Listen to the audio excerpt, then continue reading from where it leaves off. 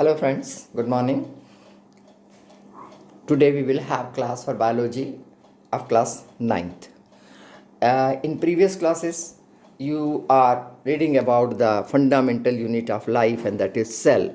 So we are going through the structure of cell, almost all the characteristics of cell organelles, etc.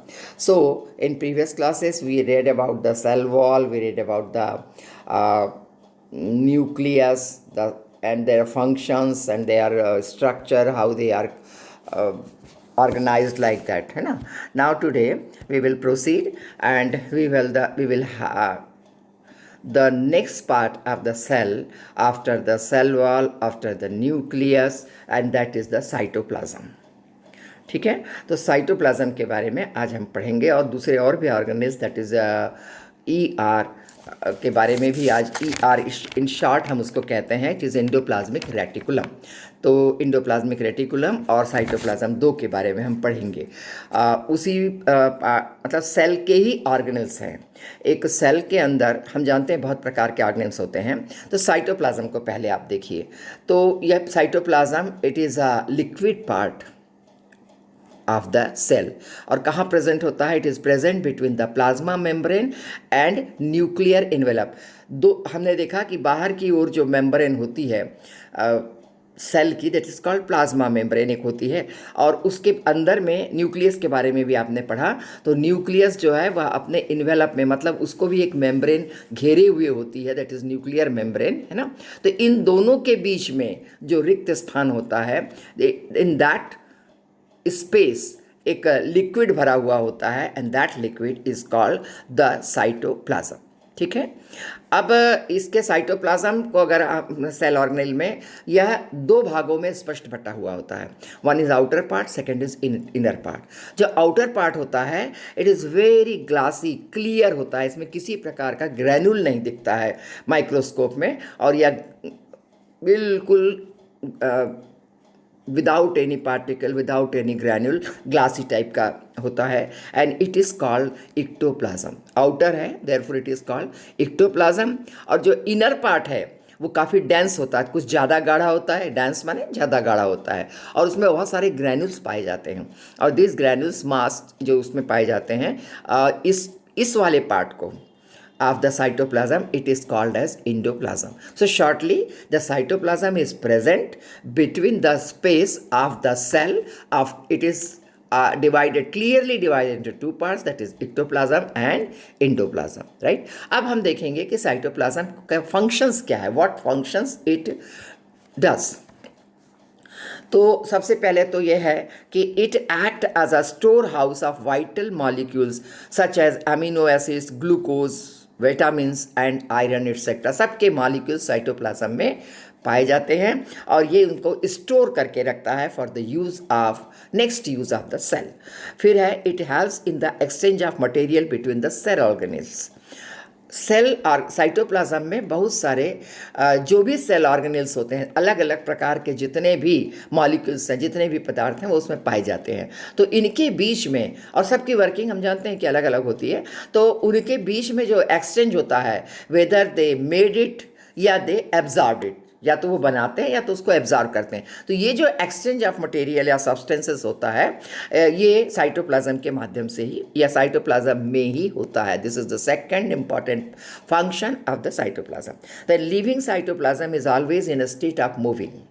ये वैसा का वैसा ही नहीं है. इसके पार्ट सब, इसका जो सबस्ट्रेट है वह पूरी टाइम सेल में मूविंग पोजिशन में होता है. Then it is the site of certain metabolic pathways. Site of certain metabolic pathways, important part, such as glycolysis. Glycolysis का पाथवे है. ग्लाइकोलाइसिस जहाँ पर हो रहा है, जिस पार्ट में ग्लाइकोलाइसिस हो रहा है, जिस ऑर्गेनेल में ग्लाइकोलाइसिस हो रहा है, वहाँ से यह साइटोप्लाज्म के थ्रू ही, इसके रास्ते से ही दूसरे सेल में, और सेल के द्वारा जहाँ जहाँ उसकी आवश्यकता है वहाँ जा सकता है. इसी प्रकार से synthesis of fatty acid, nucleotides and some amino acids also takes place in the cytosol or the cytoplasm. Cytosol भी इसको कहते हैं, साइटोप्लाज्म। तो और सिंथेसिस की भी प्रोसेस होती है। In this way it is the most important part of a cell and it is consist of all the number of other granules, organelles, etc. And it is the main pathway, it is the main pathway to exchange the material substances of the cell. ठीक है, तो अब इसके बाद में हम पढ़ेंगे, तो ये साइटोप्लाज्म हो गया। अब हम पढ़ेंगे सेल ऑर्गेनेल्स के बारे में। The next one is cell organelles.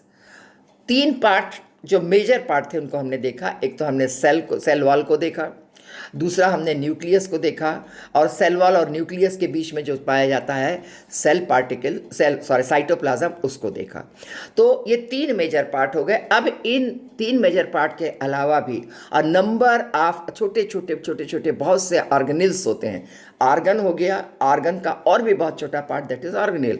तो ऑर्गेनेल्स बहुत सारे साइटोप्लाज्म में होते हैं। हम अब उनके बारे में अध्ययन करेंगे and that is the cell organelles. अब सेल ऑर्गेनेल्स क्यों होते हैं सर? आप जानते हो सेल को कई प्रकार के, हमने जो सेल का स्ट्रक्चर देखा या जितना अभी तक हमने देखा, हमने पाया कि हमारे शरीर का जो सब कुछ काम है वह माध्यम, उसका माध्यम क्या है? उसका माध्यम सेल ही है। सेल के माध्यम से ही बहुत सारे काम हम परफॉर्म करते हैं। तो कौन कौन से काम होते हैं? अगर उनको हम मेजर तरीके से, अगर हम उनको देखना चाहें कि वो कौन से मेजर काम हैं, तो आप देखते हैं कि ये बहुत सारे प्रोडक्ट्स को सिंथेसाइज, सब्सटेंसेस को सिंथेसाइज करती हैं। सेल बहुत सारे सब्सटेंस बनाती हैं, फिर it has to secrete cell products. जो भी सेल प्रोडक्ट्स कहीं से भी बनते हैं उन सबको भी सीक्रेट करने का काम सेल ही कहते हैं। For example it may be enzymes, hormones etcetera, ये सब होते हैं।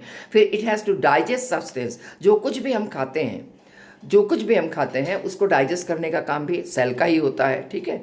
और इसके बाद में it has to generate energy in the अब एनर्जी कैसे बनती है? It is synthesis of energy rich ATP. किस में बनती है? सेल में ही बनती है। किसी न किसी सेल के, किसी न किसी मतलब सेल में बनती है। अब सेल के एग्जैक्टली किस पार्ट में बनती है अपन आगे देखेंगे। तो ये बहुत मेजर फंक्शंस हैं which has to perform the cell. अब इन सब को करने के लिए सेल किस तरह से ऑर्गेनाइज्ड है इसको अपन देखेंगे। तो क्या है? To perform this different works the cell have membrane bounded organelles.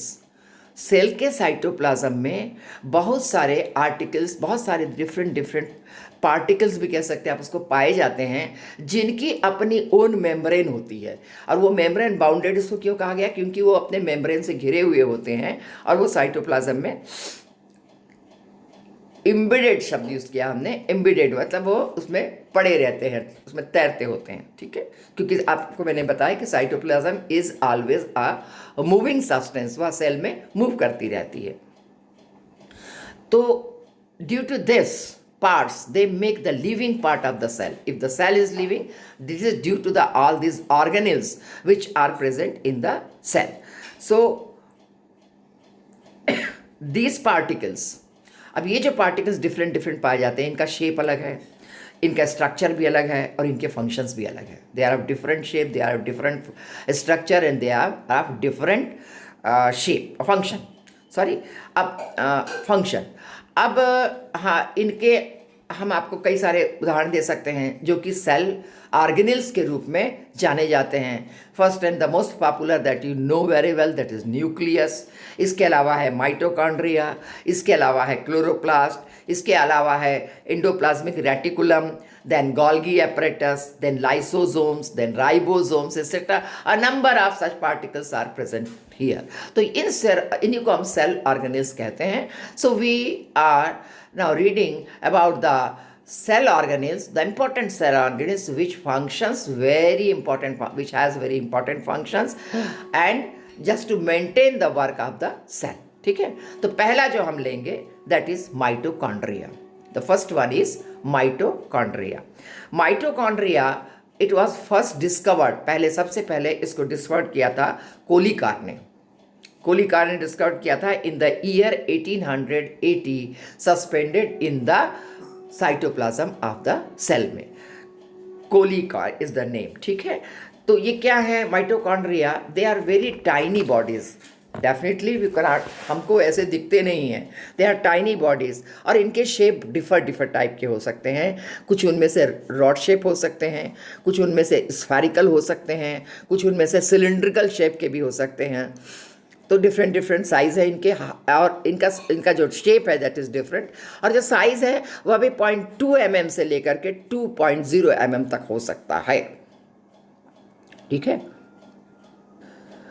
So I am showing this figure. इस फिगर से माइटोकॉन्ड्रिया का जो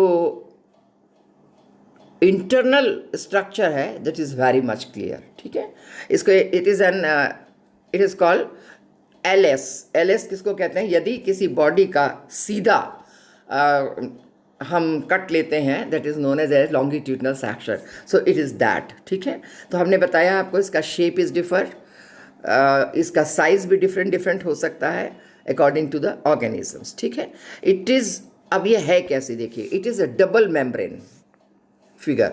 द फर्स्ट मेम्ब्रेन इज, ये आप देख रहे हैं, this is the first membrane, और इसको हम कह सकते हैं ये आउटर मेम्ब्रेन, ये दिखा रहा है आउटर मेम्ब्रेन, और ये दिखा रहा है इनर मेम्ब्रेन। ठीक है, ये दिखा रहा है inner membrane. So it is a double membrane structure है ये। और आउटर मेम्ब्रेन जो है, इसकी आउटर मेम्ब्रेन पोरस होती है, जिसके द्वारा जो कुछ भी material it secretes are it makes, ये जो शरीर उसके बॉडी से बाहर जा सकती है, या फिर इनसाइड जो भी उसको लेना है वो ले सकते हैं। और जो इनर मेम्ब्रेन है, इसको आप देखिए, inner membrane it is folded, देखिए ये सब इसके फोल्ड है, दिस है ना, then this, then this, then this, then this. तो ये जो बहुत झालर जिसको हम कहते हैं, झालर जैसी हो जाती है, फोल्डेड है, जैसे जस्ट लाइक अ फिंगर या झालर के जैसी है। तो इससे इस वाली लेयर को, ये जो झालर्स में निकली हुई हैं या जो फिंगर लाइक स्ट्रक्चर्स इसमें बनते हैं, they are known as cristae. What they know, they are called cristae, CRISTAE, they are called cristae. So in cristae में, अब ये क्रिस्टी क्यों है, ये ऐसे क्या फ़ायदा है? क्रिस्टी के इस तरह से फोल्डेड होने से इसका जो वर्क एरिया है, the area of the inner membrane, it is increased very much. और ये इंक्रीज सरफेस जो होता है यहाँ पर, जो actually mitochondria is responsible for creating for chemical reaction that creates ATP, that is the energy molecule, ATP, it is energy molecule। तो इसके लिए बहुत बड़ा सरफेस, एक एक माइटोकॉन्ड्रिया का जो ऑर्गेनेल है इसमें मिलता है, और ज़्यादा वर्क करने के लिए वे सक्षम होते हैं। ठीक है, सो अब देखिए, the space between the outer and inner membrane, इन दोनों के बीच में एक खाली स्पेस है। ठीक है,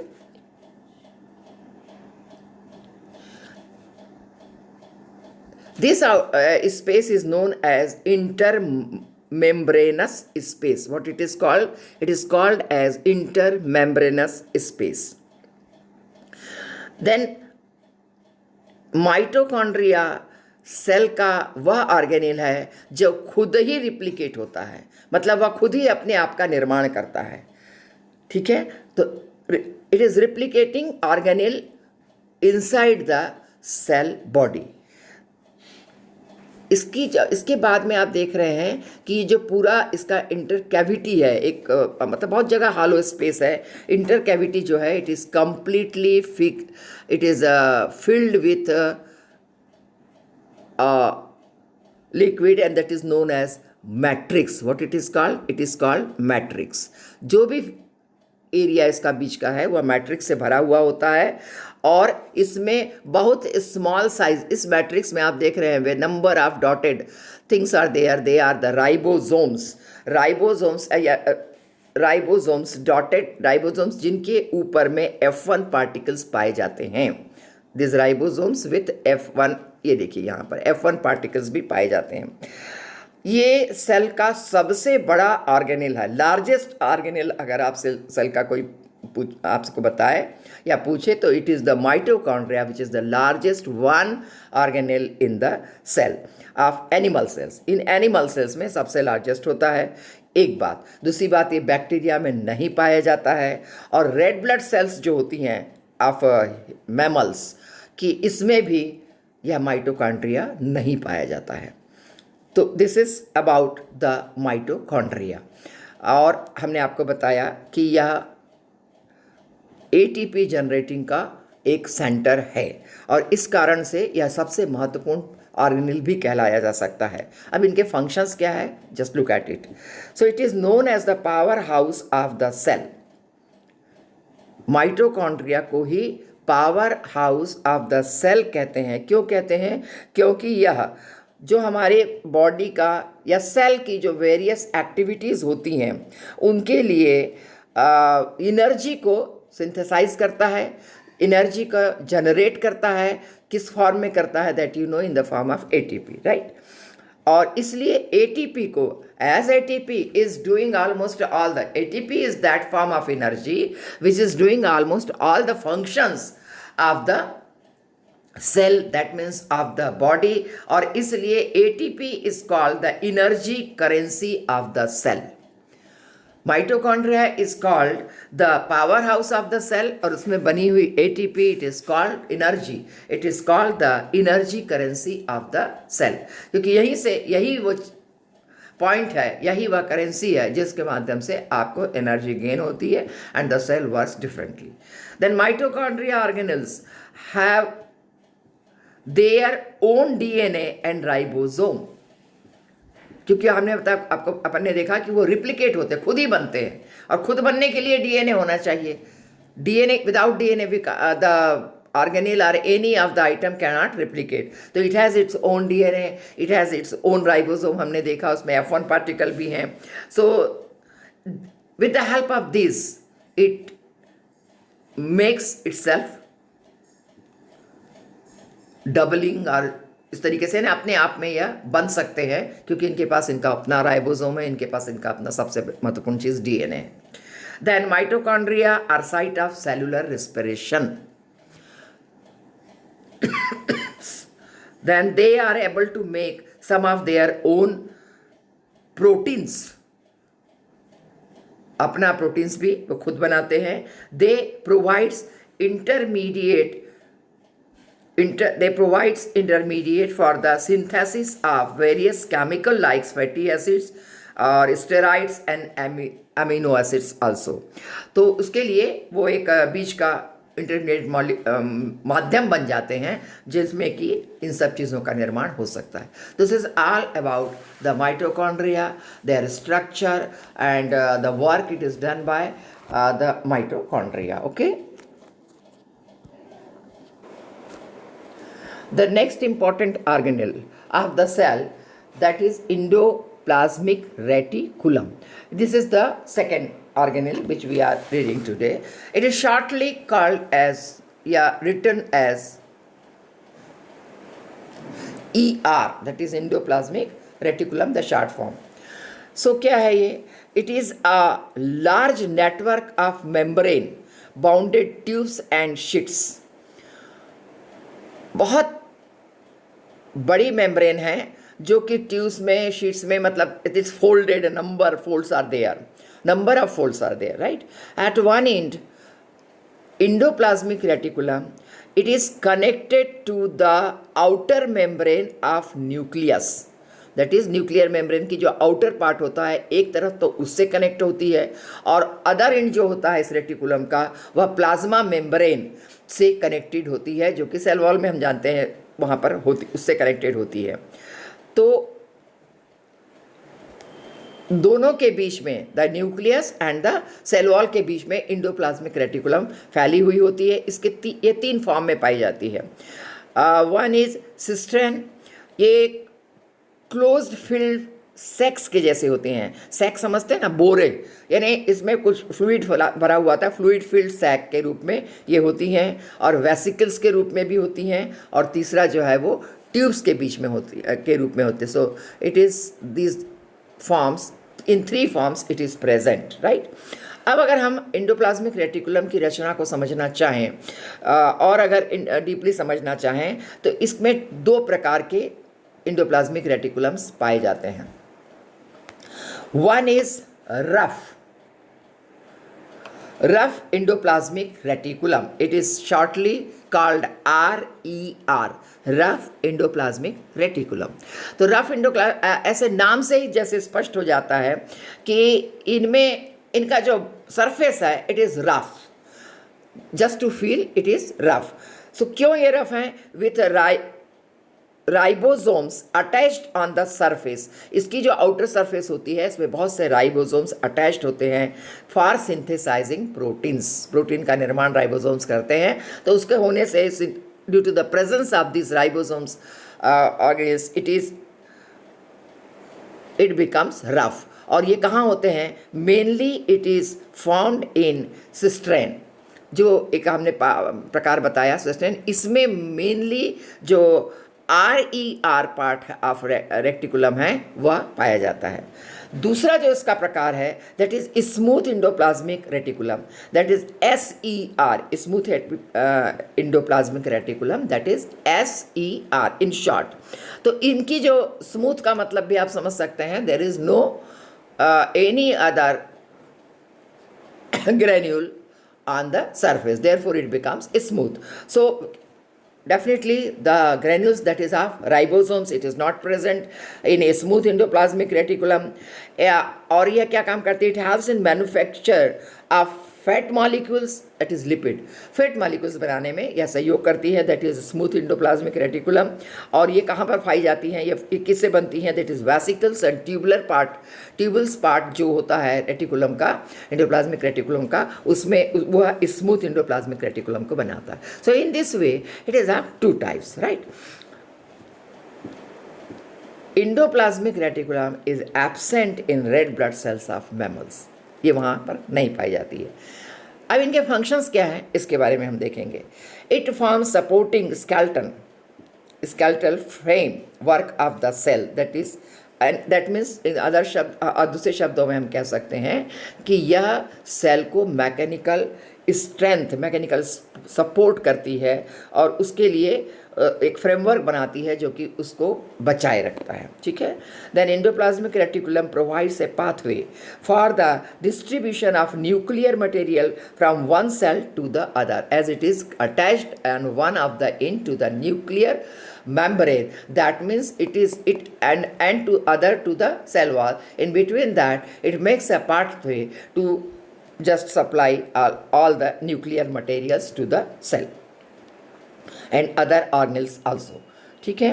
Then certain enzymes present in a smooth endoplasmic reticulum synthesize fats, steroids and cholesterols. ये हमने पहले भी देखा. Smooth endoplasmic reticulum is making this. So this is also the important function of the endoplasmic reticulum. Then rough endoplasmic reticulum are concerned with the transport of proteins which are synthesized by ribosomes on their surface. तो rough वहाँ पर जो ribosomes proteins बनाते हैं उनको वह transport करते हैं. Then smooth endoplasmic reticulum plays crucial role in detoxification of poisons and drugs in liver cells of vertebrates. Vertebrates के डिटॉक्सिफिकेशन के लिए, सेल के डिटॉक्सिफिकेशन में smooth endoplasmic reticulum works a lot.